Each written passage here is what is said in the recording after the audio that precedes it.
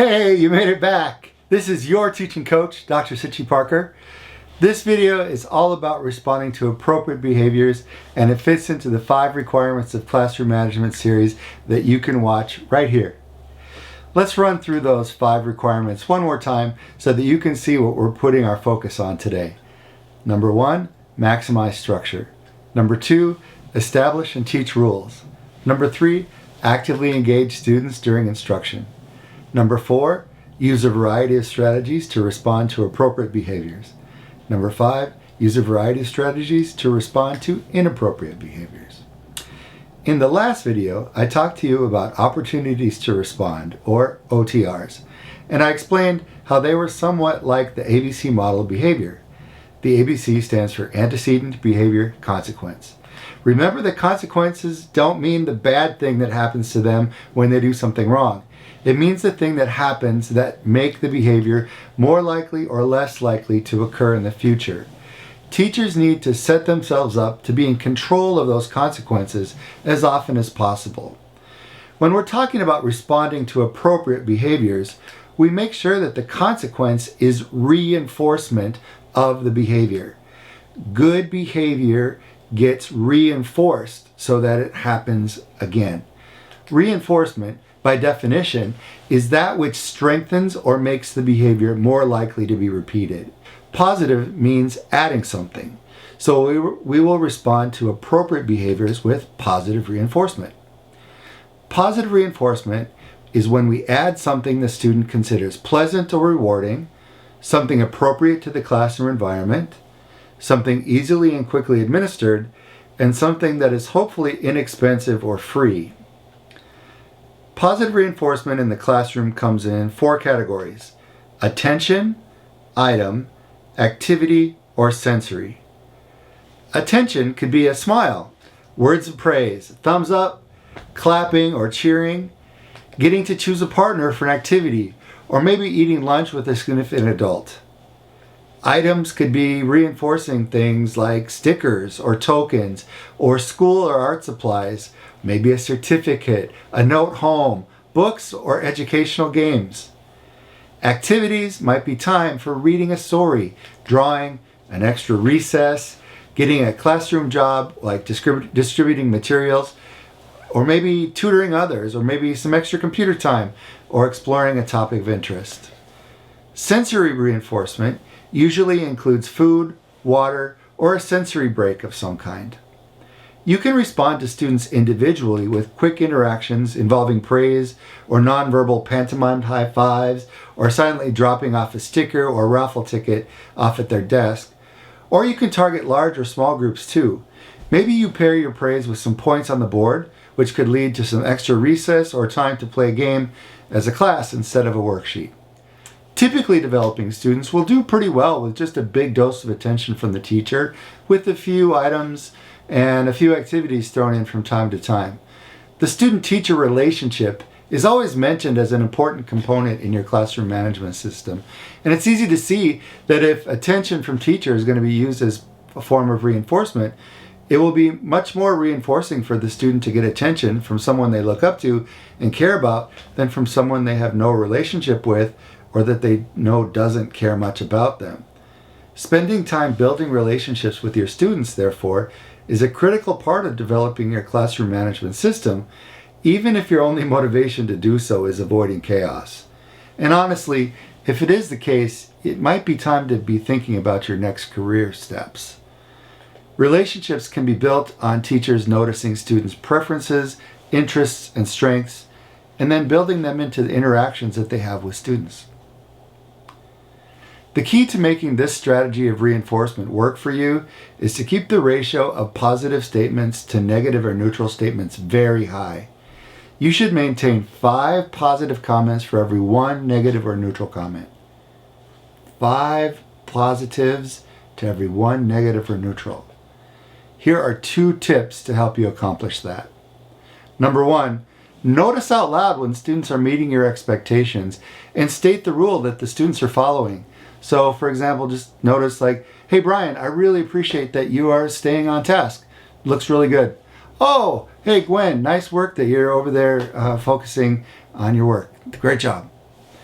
This makes it clear that the rules you've established are important and that they are expected to become part of the classroom culture. Number 2, if you do notice someone who needs to be redirected, use that as a cue for you to compliment someone who is following the rule that the other student is breaking. Don't give attention to the rule breaker. Give attention to the student that is meeting expectations. When I was a beginning teacher, I would always notice the student who was out of their desk or the student that wasn't doing the thing, and I would try to say something positive to them just to kind of let them know that I cared about them and that I was thinking about that they were trying to do good things. But don't ever draw attention to someone who isn't following all the rules in hopes that saying something nice to them will get them back on track. Giving attention while they're off track reinforces their rule breaking. Compliment someone else, and as soon as the rule breaker gets back into the groove, then compliment them. Always catch them doing all the right things. Have you ever heard of the Pareto principle? It's also known as the 80-20 rule. This rule, applied to your classroom management, would tell us that we've talked about so far would cover about 20% of the input you'd need to handle about 80% of all the classroom management concerns in your room. This is also the same thinking behind multi-tiered systems of support, such as response to intervention or RTI for academic troubles, or positive behavior interventions and support, or PBIS for behavior problems. About 20% of students might need these things plus a little more. If you have a student who does need a little more, the first thing I would do is meet individually with the student to complete a reinforcement menu. This menu is basically a list of possible reinforcements that the student could choose from. The student can tell you what they would work for. This is an important step when the options you have been providing haven't been working, because you might not have been offering choices that the student was interested in. A key concept about reinforcement is that whatever it is that you're offering is only reinforcement to the extent that it reinforces the behavior. If it has no effect on the behavior, it's technically not a reinforcer. Allowing the student to choose something from a menu that they would work for increases the chances that it'll influence the student's behavior. The other thing I'd consider for a student who isn't responding to your increased use of reinforcement is a token economy. A token economy helps make the exchange of reinforcement for good behavior as explicit as possible. It changes the intangible expression of praise or a high five into something tangible like a sticker or a star or bonus point. For some students, this shift is an important step towards understanding their role in the classroom. They start to understand that each time you pair a praise statement with a sticker, the praise has meaning on its own. And after time, you can start to rely more heavily on just the praise and start to fade out the sticker. Remember that with the remaining 20% of students, you don't need to go all out on your own. Special education teachers often have special training to work with this population of students. School psychologists as well have access to additional training on behaviors that general education teachers do not. Depending on the size of your school or district, you may also have resources like autism specialists or behavior consultants available to help as well.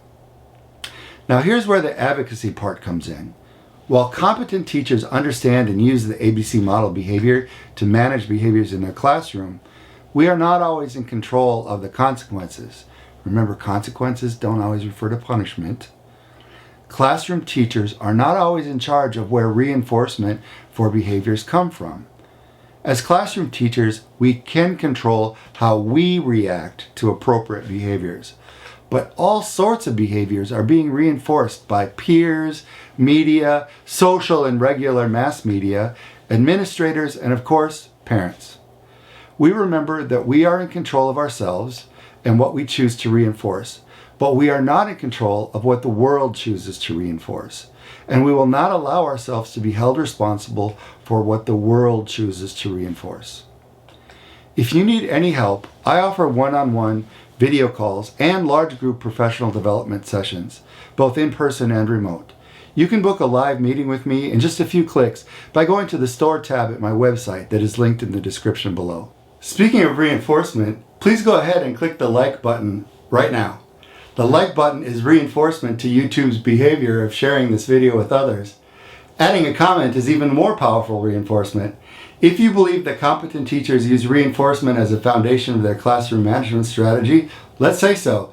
Please share a story in the comments about how you've used positive reinforcement, inside the classroom or out.